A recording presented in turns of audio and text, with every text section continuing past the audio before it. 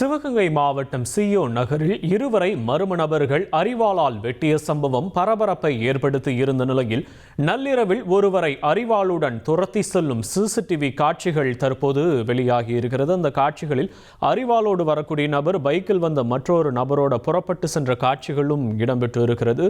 இந்த தாக்குதலில் காயமடைந்த இருவரும் தற்போது மானாமதுரை அரசு மருத்துவமனையில் அனுமதிக்கப்பட்டு சிகிச்சை பெற்று வருகிறார்கள்.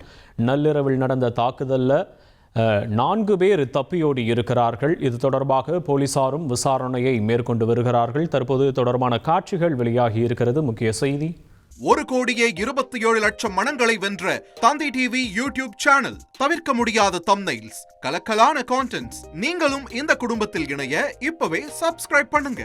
அசுரபலம் கொண்ட எங்கள் டிஜிட்டல் கரங்களில் உங்கள் விளம்பரங்களை சேர்க்க வாட்ஸ்அப் பண்ணுங்க. 8939888838. Email advtthanditv@dttv.in.